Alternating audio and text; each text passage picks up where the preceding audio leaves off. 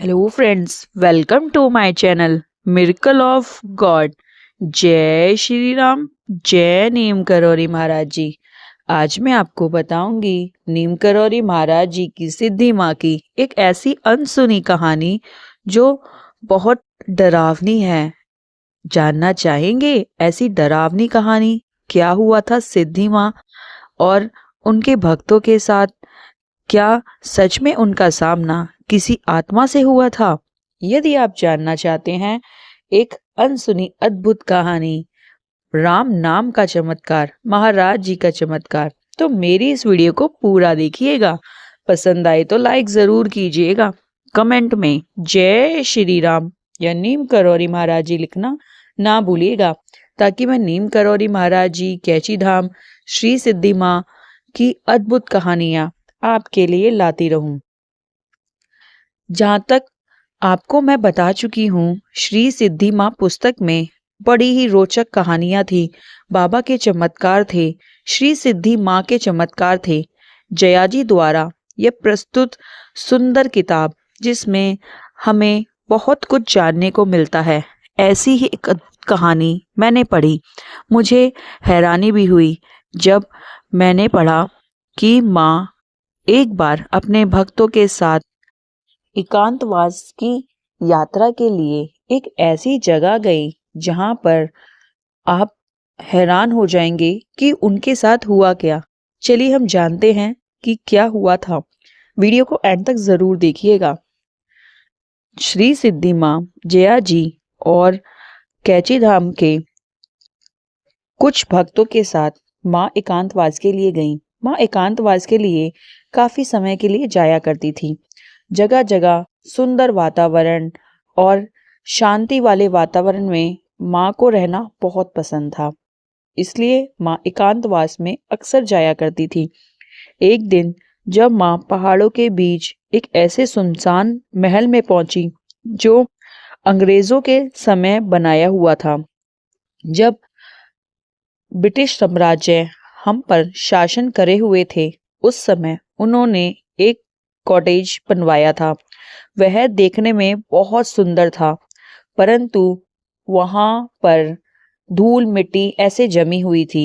सब वहां पर पहुंचकर पहले उसकी सफाई करते हैं, फिर वहां पे माँ के स्थान पर जहां माँ रुकेंगी उस कमरे में जीवंती माँ और सिद्धि माँ के लिए सुंदर साफ सफाई की जाती है। फिर उधर बाबा जी की तस्वीरें लगाई जाती हैं और गंगा जल का छिड़काव करके माँ के लिए रहने के लिए सुंदर स्थान बना दिया जाता है। माँ थकी हुई होती हैं, इसलिए विश्राम करने जल्दी ही चली जाती हैं। अब सबके मन में कुछ अजीब सी हलचल होती है। वहाँ की जो वाइब्रेशन है सबको सही नहीं लगती। ऐसा लगता है कि कुछ तो गलत है, कुछ तो गड़बड़ है।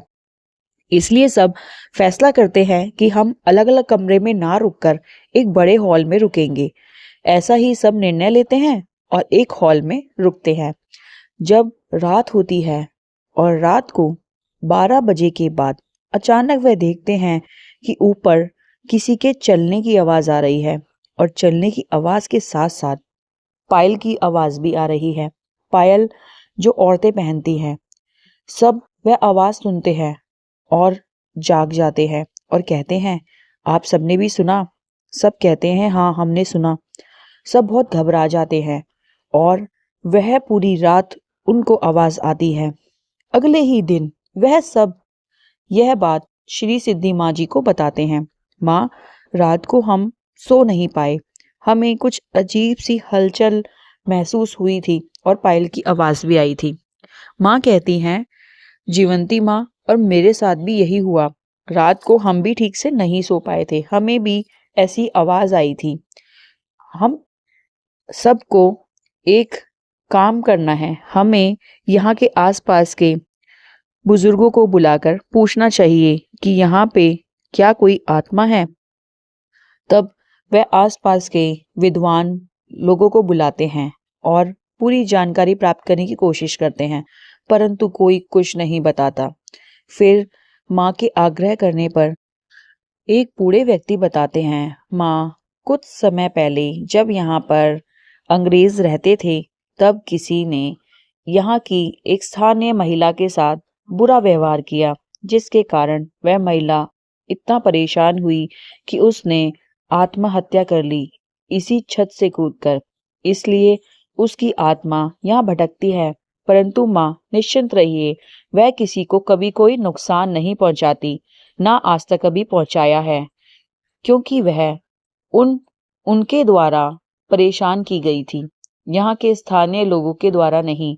इसलिए वह आपको कोई नुकसान नहीं पहुंचाएगी। अब माँ कहती हैं कि इसका हल हमें निकालना होगा, उसकी आत्मा को मुक्ति दिलानी होगी ताकि वह मुक्त हो जाए। इसलिए माँ 3 दिन तक अखंड रामायण का, रामचरितमानस का पाठ करवाती हैं, हनुमान चालीसा का पाठ कराती हैं। सब बैठकर वहाँ पर हनुमान चालीसा और रामचरितमानस का पाठ करते हैं। लगातार 3 दिन तक पाठ चलता रहता है।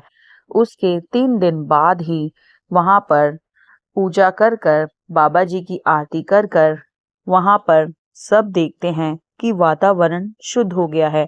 अब ना ही किसी को वह आवाज आ रही है, ना ही कोई परेशानी। अब वह वातावरण शुद्ध हो गया है। श्री माँ द्वारा बाबा जी का पाठ कराना, उनकी आरती करवाना और बाबा जी की तस्वीर वहाँ लगवाना। धन है श्री सिद्धि माँ, धन है नीम करौरी महाराज जी, जिन्होंने राम नाम का पाठ किया, हनुमान चालीसा पढ़कर वहाँ वातावरण को शुद्ध किया और उस बेटी की आत्मा को मुक्ति दिलाई, जो कई सालों से भटक रही थी, परेशान थी। अब वहाँ का वातावरण शुद्ध हो गया है। अब सभी लोग एक साथ बैठकर कहीं भी जा सकते हैं, वहाँ कहीं भी घूम सकते हैं। अब उनको कोई आवाज नहीं आ रही। इसी प्रकार यह हैरानी कर देने वाली कहानी नीम करौरी महाराज जी की सच्ची घटना है। श्री सिद्धि माँ और जया जी के साथ सच में ऐसा हुआ था। कितनी अद्भुत कहानी है। धन्य है आप श्री सिद्धि माँ, जो आप भक्तों का कल्याण करती हैं। आप इसी तरह अपना आशीर्वाद सब पर बनाए रखें। जय श्री राम, जय नीम करौरी महाराज जी, जय सिद्धि माँ। यदि आपको मेरी ये छोटी सी कहानी पसंद आई हो तो मेरे चैनल को सब्सक्राइब करना ना भूलिएगा और कमेंट में जय श्री राम लिखना ना भूलिएगा। Thank you for watching. जय श्री राम, जय नीम करौरी महाराज जी, जय सिद्धि माँ।